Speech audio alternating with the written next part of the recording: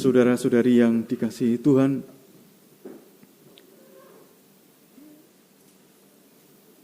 ketika saya ingat teman-teman saya dulu, saya melihat bahwa sebenarnya ada begitu banyak teman saya yang berbakat sebenarnya. Mereka sudah terlatih, mereka berbakat dalam hal misalnya public speaking, berbakat dalam hal bahasa, dan seterusnya. Mereka cukup pintar, teman-teman saya zaman dulu itu. Kadang waktu ujian begitu, mereka justru pinjam novel misalnya gitu, atau komik misalnya gitu. Jadi teman-teman saya dulu itu cukup berbakat. Tetapi artinya untuk segala hal dalam hal panggilan itu sudah oke, sudah memenuhi syarat banget gitu. Cuma memang ada satu dua hal yang pada akhirnya mereka tidak selesai, mereka mundur.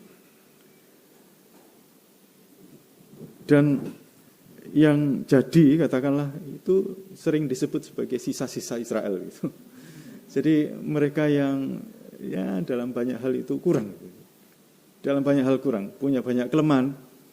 Tapi justru ini mereka ini kenapa kok bisa jadi pastor? Mungkin agak mengherankan dalam hal ini.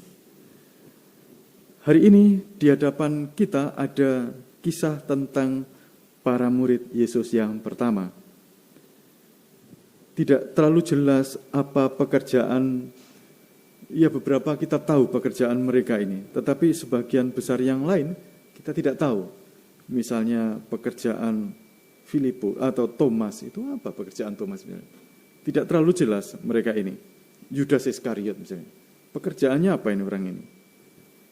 Jadi ada banyak dari 12 murid ini yang beberapa saja yang kita tahu, ya misalnya nelayan itu beberapa saja.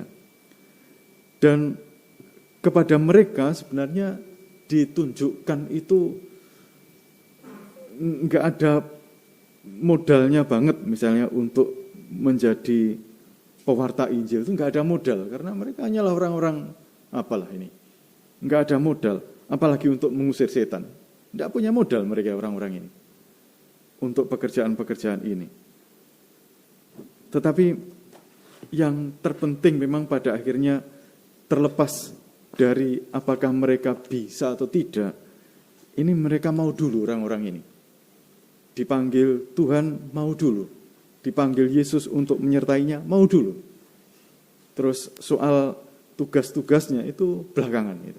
Tugas-tugasnya belakangan. Jadi ini menarik karena pada akhirnya Yesus sendiri yang dikatakan di sini nanti memberinya kuasa. Yesus sendiri yang memberinya kuasa. Dari diri mereka sendiri mereka tidak punya apa-apa.